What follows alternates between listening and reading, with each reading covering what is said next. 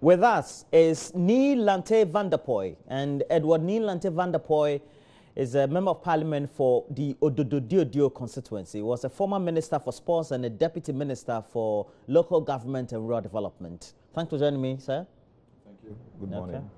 And also I have here Kwabna Mankwesiama, member of parliament for Fantiakwa North. Good morning to you, sir. Good morning, sir. Do you have a community in your area called, in your constituency called Miaso? Yes, I do. They don't have electricity. No, you don't know that. Don't. I have somebody who lives there. I know, they don't. Why? They use generators, yes. Yeah. Part of Miaso is in my constituency, and part is in the Kwau.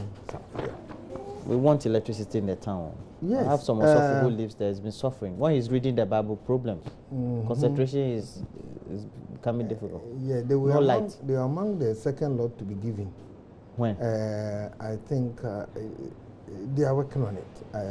Possibly by the close of next year, they will be enjoying that facility. Oh, yeah. It was something that was next year, then we're going to 2020. Yes. You came, you have suspended it. Not that we have suspended it. Was in phase. It will have been done by now. We sought for the loan. Under the shed? Yes. The loan has done been given. now. No. When I inquired, the first level has been finished, and they are coming to the second lot. And Miaso is part of the second lot. So shed has been suspended. Shep. Is For it a shep? Is it shep or shed? Shep. Shep. Yeah. Is it suspended? We are in Shep too. Have you suspended Shep too? No, not. It's not Some way. Nothing has been done on it for now. Okay. Yeah. Nothing I has see. been done on it for now. Very, very interesting. Okay, but let's start the discussions. Saturday, there was good news that was received, especially from the International Tribunal on the law of the sea, and as a result of that, we're told that Ghana would have to meet our counterpart in Côte d'Ivoire. The president will be sitting in, and that's a good one, because after the event, we have to manage expectations and all that. First, your own thoughts and your observations about the whole process in itself and the ruling that was culminated, or ultimately that was communicated on Saturday. Thank you very much, Roland, and let me say good morning to all our viewers, especially the people in Ododo constituency. Let me say, Saturday I received the news and I wasn't surprised at all. I was really excited, and I ended up singing praises to God, because the consequence of another verdict on our economy and our country will have been more severe, because all projections economically and socially into the future of this country has been based on returns from that particular 10 field. And as such, it would have been catastrophic for us if anything untoward has happened. But what I said 3 years ago, when I was in a meeting when the decision was being taken, a lot of people were scared. And Roland, you remember... You were in that meeting? Yes. When the final decision was taken? being taken to go to ITLOS. That was okayed by the president, yes. John Dramani Mahama. Yeah, he was very confident after listening to the legal team. He was very confident we could make it. And in spite of some pessimists in the country, political pessimists, thinking that we were taking a very wrong step, today all of us have been vindicated. The truth of the matter is that we knew what our boundaries were, what the maritime boundaries were. And Ghana, critically, since the time of Chachu Chikata, when he was at GMPC, had done some work on it. And so when you read the documents of GMPC, I remember one day I latched onto one which was being handled then by Chuchu Poku. And I read and I saw that all these things have been taken into consideration long time ago. So we knew what was unfolding, and we knew the Ivorians. I remember very well when I was a deputy minister for trade, I happened to be in a meeting in Côte d'Ivoire, and that issue came up. And the Ivorians were not too sure of the boundary. They were not too sure. You see, when you look at a fiscal land boundary, for example, you could have some parts of Ghana in Cote d'Ivoire and some part of Cote d'Ivoire because the meandering nature, undulating nature of the landmark. Geographical landmark. Okay. So you even have some farms, which are Ghanaian farms in Cote d'Ivoire, and some Ivorian farms in Ghana. So that, if you are not careful, could also be misinterpreted in the coastal boundary too. But this one was very clear. But the one thing that has come up in this whole thing that I think as a people we must critically look at is what I call national approach. Look, we couldn't have achieved what we have achieved but for a singular decision of Gloria Akufo, and I want to doff my hat out to her. Say that, look, this thing was started by the previous government, by my predecessor, Marietta Brewer-Opong. I want to consult with her so that with her institutional memory, we could go ahead and sustain the fight. You saw them working together. That should tell us that as a nation, when we put our politics behind and we work together in the common interest of this country, we'll be able to achieve results. If we had done that in 2001, 2003, we wouldn't have suffered the defeat we had with the drillship issue. Because as soon as then people came into power, the legal team which was fighting on the drillship was disbanded, new team was taken over, and they didn't have the knowledge and institutional memory to fight the case.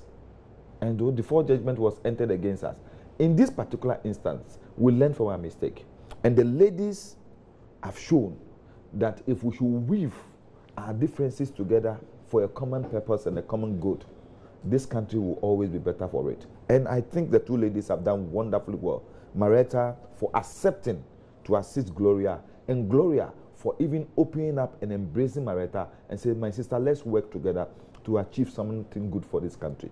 I think that it must be a lesson to all of us and learn to work together on things of common national interest. We may have our differences, but when that particular issue or that particular subject pertains to the common good of the Ghanaian, we should not play politics with it. Seek, because at the end of it all, it's for national good. Let's all work together.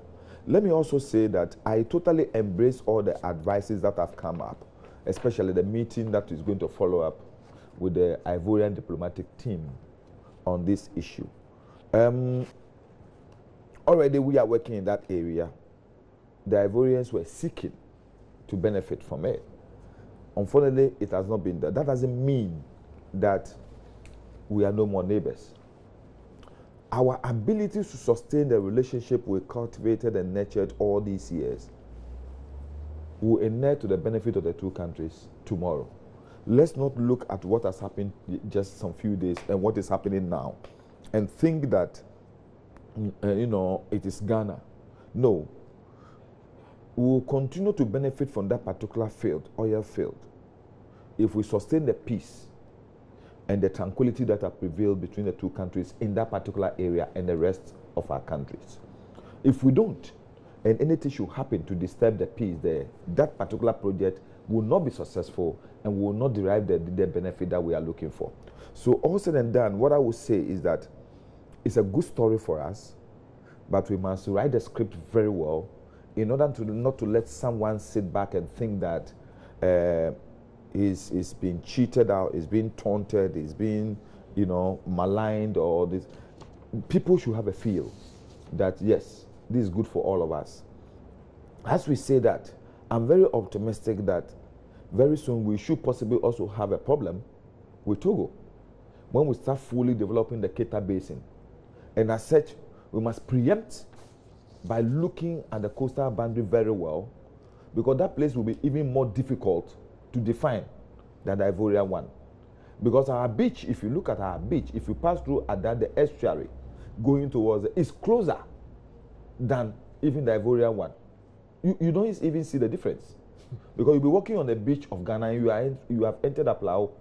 So it is important that we start looking at that one and try and get diplomatic solution to the problem there before we start full exploration of the Keta Basin. And that, I think, will augur well for us tomorrow. And Kwesieni and the Vice President says that this is what needs to be done. We don't have to gloat, tease, and try to make mockery out of whatever was announced following that ruling by 8 laws on Saturday. That's the way to go, wouldn't you say? Yes, it should. And that's why this meeting is important. Yeah, I'll take the opportunity to say hello to your watchers and listeners, especially people from Fantiakwa, North and South. Good. Yes, my brother has said it all. We couldn't have any better than what they gave us. The judgment was good and it was in our favor. And what you have said is right. Triumphalism is always dangerous when it backlashes. So we stand in the point not to be triumphalist, but to take it as a win-win situation for both countries is something that everybody should cherish. What sounds very good is during the litigation there was no much acrimony and everybody spoke in civility. And for that matter, all concerned accepted the judgment in good faith to the extent of both countries calling for a press conference.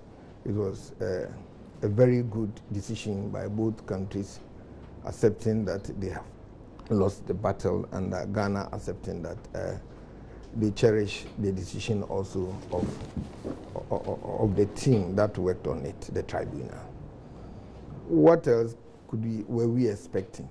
If it has been taken off our hands, it would have been very dangerous economically, right? It would have affected our economy badly, because the 10 is ready to produce, and even is producing by the first 10 of the first quarter of next year, they will come out with oil. And if we had not had this to boost our economy, it would have been very, very catastrophic, as he said.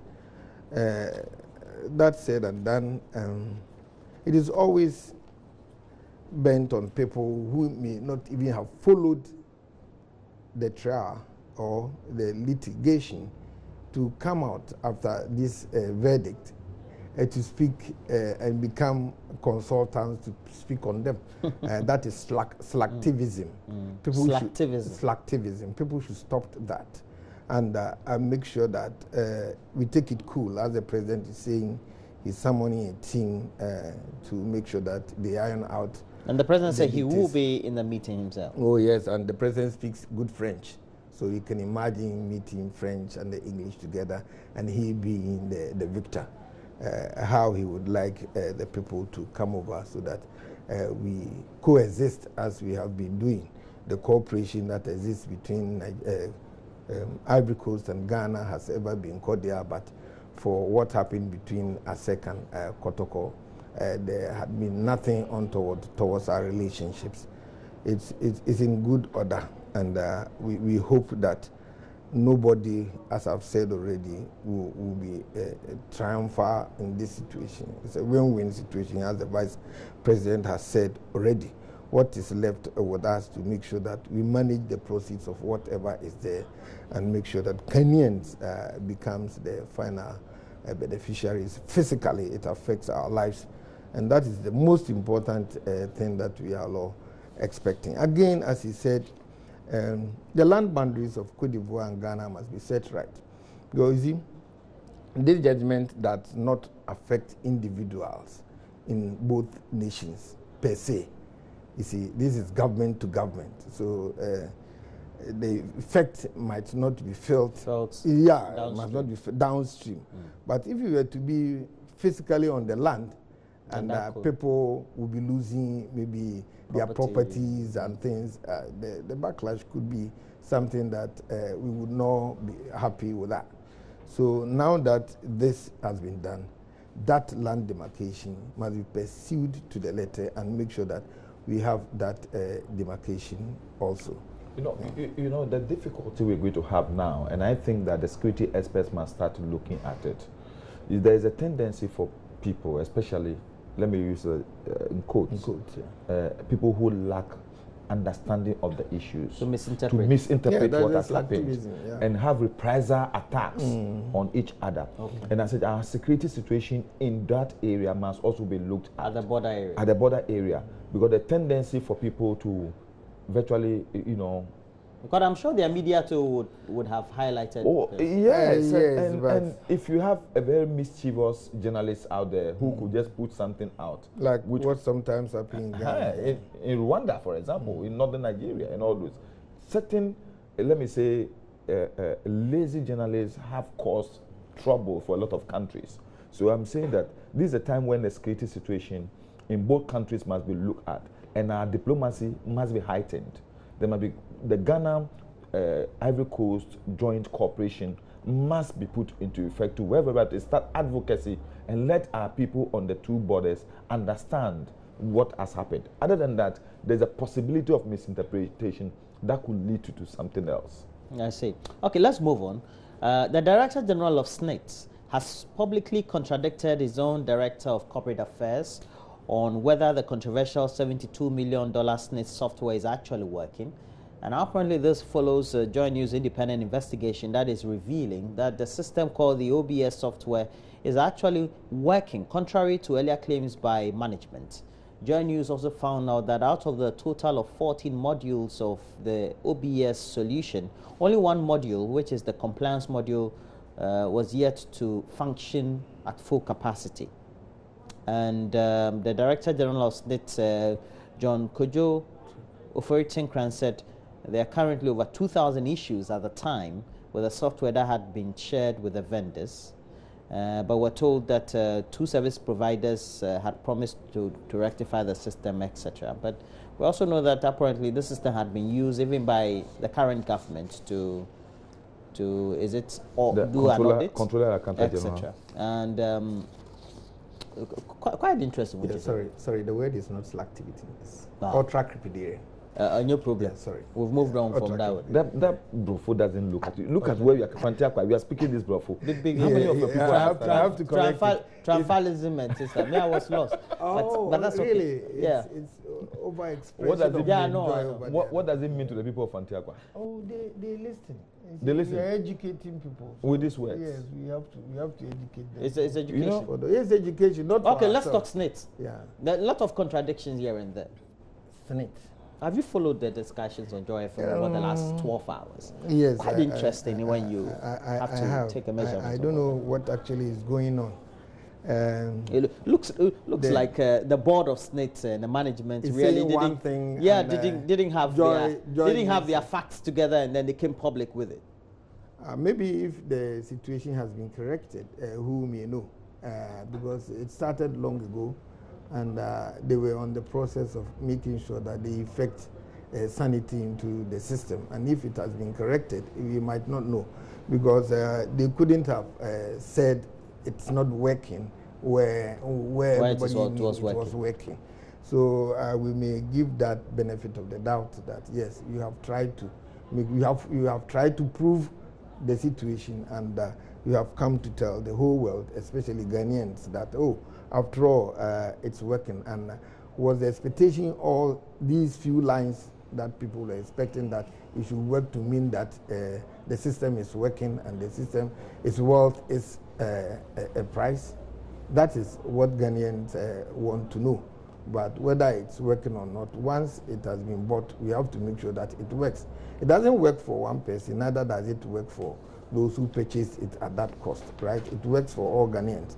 And the better we know that the system is good for us, the better we go on and get other things going than to concentrate on whether it was or it wasn't. Once it's working and it's functioning, that is all Ghanaians expect. Now, if they want to speak about the pricing, then that is another line altogether that must be told. But now, pay your production team.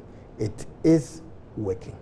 Apparently, it is working. And Mr. Lantevandapoy, reacting to that top story investigations, and also those investigations were conducted not only by Ivan Mensah, but also Kwete Nate and the host of the Super Morning Show, Kojo Yankson. Dr. Tinkran likened the current state of the software to a vehicle that travels 30 miles an hour instead of the expected 160 miles an hour. And he also said that the entire, had earlier said the entire software was problematic despite the huge money spent on it. Roland, you know, this is what I call political rabble-rousing. They show now people do the other side rabble-rousing. Look, this is an English channel. Speak English. Oh yeah. You know, you remember I said I mentioned an issue here in this studio. No, the last 2 weeks or last 2 weeks on the hastiness of political appointees and the media to demonize, to destroy image and reputation of people for political expediency. You know, people think that once I've assumed an office, I should do everything to discredit my predecessor. That's the only way I will look good. But I always say that your performance is what will show whether you are better than your predecessor or you are not. I think that in all situations, you must take your time when you assume office.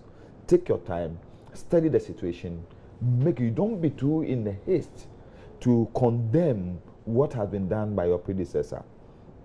2, I have said that the tendency as a media man, when I sit down and I look at what is always done, can the media take its time and go behind the stories they have so they could have some little bit of content analysis before they come out? You're saying that this investigation, for example, should have been Should have done been even done before when the the main story was, broadcast. because look, I've said that radio, television are transient. People who heard the news made conclusions about something they heard today may not hear the other side tomorrow. They will not be available. They will not be, so the opinion they formed about individuals who have been maligned and destroyed is gone forever. It's to stay with them forever. You understand? So let's take our time sometimes, do a comprehensive analysis of the situation, have both sides all prepared, and then we can come out with the final, and that one when you come, it becomes indubitable. You see, what has happened today, I'm totally shocked. When I heard the news yesterday and followed up today, I was scandalized. If I'm a public officer, I will be scandalized. And I think the chief executive of the Director General of Senate has not done himself and his position any good. I explained earlier on that maybe it was working. It was not working, but it's working now because you know something. Systems are like that. About a week, it's about 2 weeks or 2 months ago, he has written to commend the system. Yeah. 2, your Director of Corporate Affairs is the one who should be speaking. Corporate policy. Well, she spoke. And what did she say? And if the Director of Corporate Affairs has come out to say this, as a good manager, good head, you don't come out immediately to congratulate your Director of Corporate Affairs. Well, the Director of Corporate Affairs had no option because the investigative team had already found out at the back end that apparently this was working. To maintain some credibility and of the Director General. we do marketing communication, we manage public relations. It's wrong. You see, you made a statement like my brother is saying. Maybe at the time I made a statement, this was what happened. Today, maybe the situation has been improved upon. But you don't come out to say, no, I stand by what I said, it's not working. Even if it is working, it's not working the way I want it. What was the situation before the system was put in place? Look, according to his own letter that he wrote some time ago, the turnover period some time ago was about months. Today is a week. You understand? But So what you were saying is about 60 minutes, 60 minutes or something. It depends on which sections of the software so that there was are working. several sections. So what I'm saying is that is why you can't make a conclusive statement on the subject. In the midst of the boah surrounding the whole system, you don't come to make conclusive statements on it when you are not sure about your facts. And as a Director General, you should be the last person to make a statement on this issue. And whatever you say must be a statement of fact. To the journalist, I would say that I'm happy Joy FM has done what they have done, but maybe it's a bit too late. Better late than. Well, better late than never.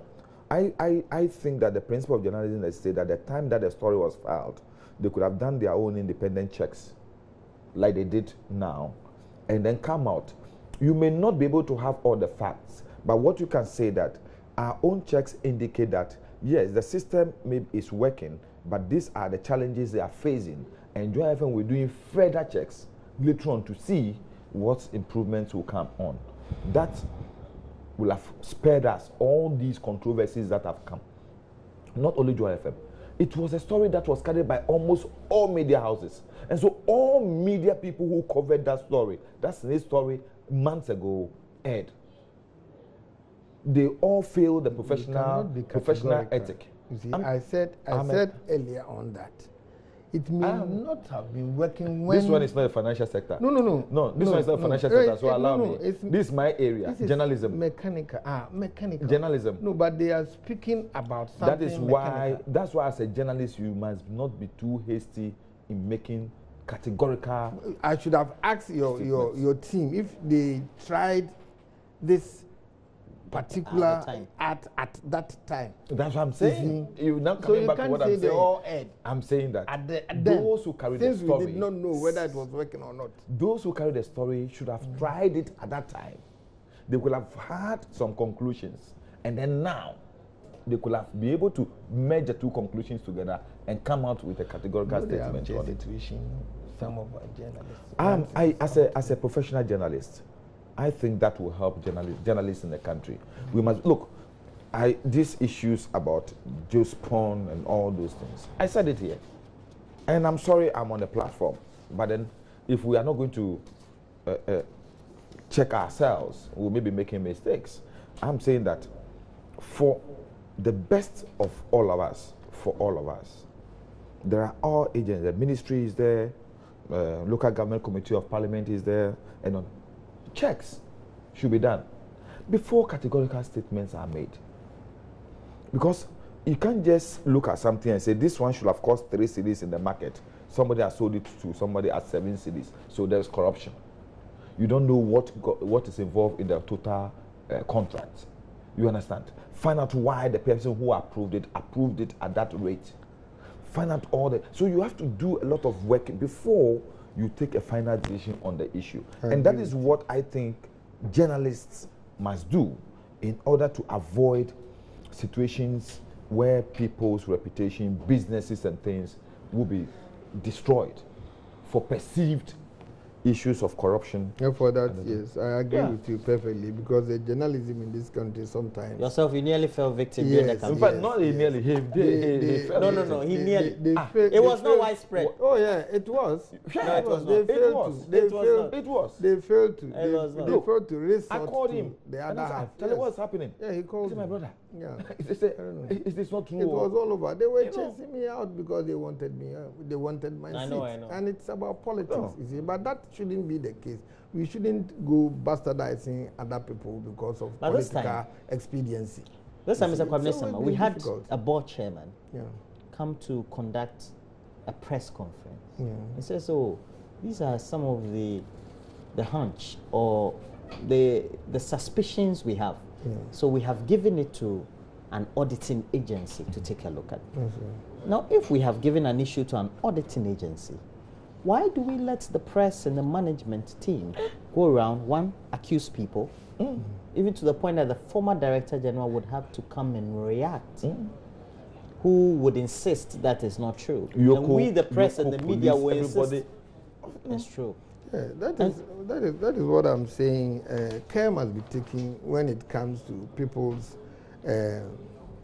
lives, it's individual lives, and what people have gained so far in life can be whittled away by just a sentence against the fellow or the institution or the institute, whatever. What I would say is, yes, I will still maintain that maybe it was not working then, but it's now working. And again, kudos to the team that is working on the system and making sure that it functions well for Ghanaians, because after all, we have expended on that. and we expect it to function and function well for our development. Anything below that or anything except it working and functioning well is something that we are going to pay dearly for it, considering the amount of money that have been used to purchase that line. Well, do you know what is happening on social media? I don't know whether you, Roland, you've scanned. Not this morning. Now people are now also going after the Director General, saying all sorts of things about him. I'm told his life outside and all those things. Yeah. So you see what is happening. And at the end of it, though, it's not about the human being. Two wrongs doesn't make no right. Well, that's why you don't start a war at all. Yes. So I'm saying that at the end of it, though, it is not about the individual. It's about the institution. SNIT is a very, very vital institution in our economy. So we should be careful the things we write and say about SNIT. In fact, SNIT is virtually the life of a lot of pensioners. So if you create the impression that SNIT is collapsing, SNIT is corrupt, SNIT is this, you virtually creating health problems for the number of people who depend on SNIT. So we should be careful the way we talk about our institutions. I've said it. There will be problems with our institutions. The most important thing is, as a people, let's continually see what we can do to always correct the ills and build these institutions, make them viable, make them sustainable, so that future generations will benefit from it. Fantastic. Yeah. On the front page of the Ghanaian Times, the Daily Graphic, it says taxes choke fuel prices. And apparently, there's a pressure group called the Chamber of Petroleum Consumers. Chamber of Petroleum Consumers, COPEC. They are calling on governments and other stakeholders to rethink taxes that had been embedded in petroleum pricing in order to review petroleum product prices downward. I don't know. I haven't experienced this in a while, but apparently, I'm told that you MPs you don't buy fuel usually outside. So you don't know. But who said that? When I go to the pump, it's being don't buy fuel outside. The pump is being when I go to the pump. The money I usually if I buy 200 now it's being increasing. People believe that yes. That MPs we don't buy fuel. Don't buy fuel. Do you buy fuel? What? I don't know. Roland. If you buy, just say you buy. We buy fuel. Yes. It's only the ministers that don't. I don't know. Ministers, when I was a minister, it was cut down by almost about 60%. But they still don't buy. But MPs should buy fuel. Yes. Every MP Minister, buys his own fuel. You are giving coupon. Okay, so now you experience what we experience on the market. Tell me, the fuel prices have been increasing. So tell me, that's why the reason. I remember those days when the CJ picked up the fight of fuel pricing. That was for the political expediency of the NDC. No wonder you came to power. It happened years too again. Ghanaians are always concerned about fuel pricing. But you see, because of our own liberalization of the fuel economy, because we have said that the MPA is an independent organization and should be allowed to use the market forces to determine fuel pricing and take government's subsidy off so that we could use the money to sustain other aspects of the economy. Sometimes I'm constrained in talking about this issue, but the fact is that the price build-up in the fuel pricing is just too much. During that time, we're able to analyze 13 different tax points in the price build-up. So if those taxes are reviewed, pricing of fuel will come down to about 40% of pertaining price. And when you look at the price build-up, the taxes involved, Ghana, we are the highest in the whole world. But mind you, we have even removed some or reduced some. Oh, really? But we have not added. Don't worry, I'll read stories for you. You haven't read the COPEC. But we have not within the past 8 months, there has been 4 petroleum increases. It's about 9 point something percent only. 9.something% only. Just recently. No, compare year on year. Yeah, increment. Yes. But between August and September, there has been 20% increase this year. No, 20%. It's 9 point something. 20% increase. Just the monthly. No. Analyze the price build-up very well. So what I'm saying here is that I'm not concerned about who increased price or who reduced price. I'm concerned about the price of the commodity today as I go to the fuel pump. That's my concern. When I'm buying fuel, how much do I pay? What is embedded in the price build-up? All things not being equal, you have to consider other areas before you consider the price. Well, the energy minister says that government has a little control over the rising prices of fuel. Oh, is that what he's saying? Yeah. When the Vice President Baumia, When? last year, was talking and he lambasting the NDC government. That's for the campaign. Yeah. You see. You have to differentiate campaign between governance. Why won't, as an economist, why wouldn't he appreciate that was for the conditions under which the price build-up was made? That is a private, independent institution doing its work, and was blaming the Mahama government for the price build-up and for the increase in price of petroleum products. He was blaming the government on inflation and other areas, interest rate and other areas. Today it is not inflation and interest rate that is causing the build-up in the price? Yes, you see, we have been able to sustain the upsurge. Apparently it's not true. No, listen. The city has not been doing well. Recently.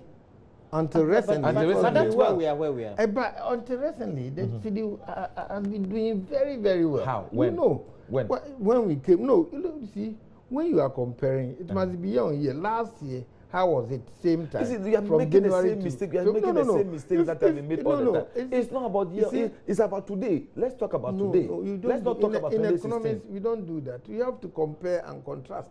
Look, the people in Fantiakwa do not talk about the economics and last year and this year. They are thinking about today. When they go to the fuel station, how much do they buy? They consider there's been a marginal increase. Yes, that's what I'm saying. He's saying 9%. No, not 9% really. Is huge. Year on year, it's been almost the same. I said 9% is huge. Then the city was depreciating faster, but now it is not like before. Slowly. By depreciating. When you grab whether you not swallow the whale or the whale swallow, there was a swallow. Because he's in the opposition, but brother, look at how he's talking. That's why but he's saying that but we have to take the politics out of it, and he's trying to say that. Yes, the politics must be taken out of it. It's not government. Now the minister is saying that it's because of. Do you remember the president said that those days the president said that the cost of electricity was even more than the rent that people pay for their rooms. Yes. Today, has it reduced? Oh yes, it has. What has reduced? Electricity. Electricity has reduced. In Fantiakwa. We were buying 200. I used to buy 200. No, before now we were buying 200 for maybe 25 days. Today the cost of electricity is not only higher than rent; it's higher than the amount you pay for goodwill.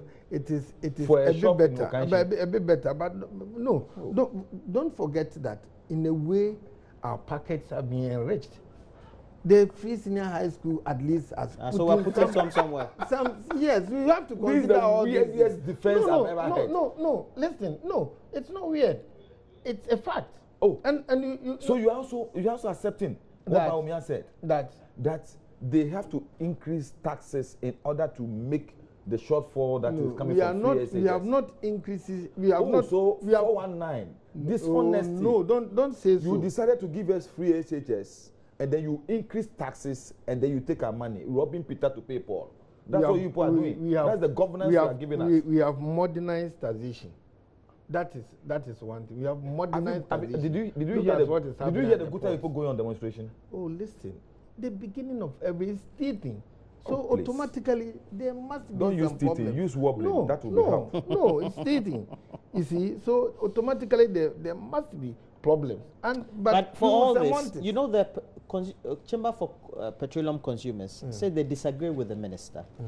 It said that they've had varied taxes since 2001. They want the oil to increase. And also said that the primary distribution margin of 7.5 Ghana peso charge per litre, which was meant to ease the burden on importers of petroleum products to be able to sell at even good prices across the country, irrespective, was currently not used for that purpose. And oil marketing companies were having to pay differential quotations for products in different depots. We don't know, but we don't know. But somebody's in the sector. All we know is the prices are universal in the country. Yes. What we buy, the match that we buy, we pay for here is same as we pay for in Tumu or Laura, or that is what we know. Maybe it's their own arrangement. I don't know about that, but I don't think the new management has done. He's telling us something that's related to us. But he is saying it. Unless we investigate, we cannot accept it as a fact.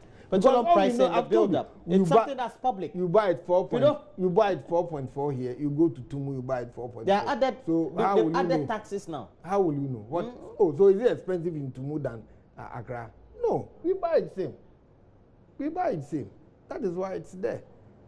I see. If there is any well, the minister said, Neelant, he says the international market component is usually a demand and supply function, which is often affected by other geopolitical developments across oil-producing countries. And we're told that, well, because of the hurricanes and the development elsewhere, we have no... International prices have gone up.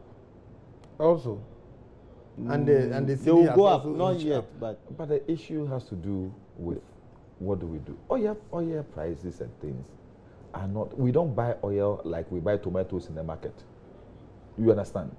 We don't buy oil like we buy tomatoes in the market. That you go there today, the price is this, then tomorrow, because of the another issue, the price. No.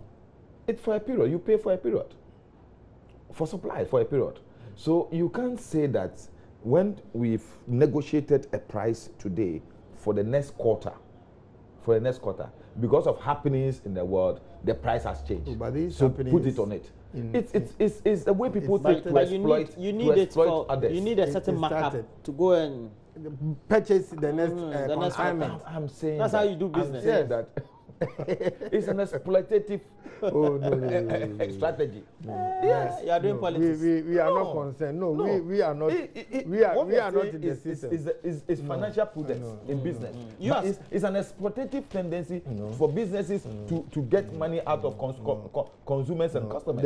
The rapacity that used to exist with you is not with us now. What we are doing is making sure that everybody gets it. But that's what you just said. That you needed money. You needed money to take care of free SHS. So that's why you have increased the taxes and the rest. That's what we have not increased any taxes. We've rather reduced them. Reduce which right? one? We have reduced some of the. Well, the petroleum consumer is worried that. Actually, yes, he will be worried because the minister said prices have gone up. We don't have a problem. The prices have gone up. For that, it's a worry. But all that we are saying, I'm feeling it in my pocket. That's why everybody else is feeling it. You are not feeling it. Is it? You're not speaking like you're feeling. I'm feeling it. Well, I'm not. Why? He could go to any of his colleague ministers and get a coupon. Oh, look at that. Were you giving it out when you were a minister? Yeah, me. I could share with my colleagues. No. It means you were being given more than. No. It's not because I was more. When you were in office, coming here, but you were not giving. The issue has to do with the prudent management of the little I get. Because I don't travel too far. It was meant for you. Yes. So if I'm giving 140 cities, you could have extended. And my constituency is Odododio. You understand?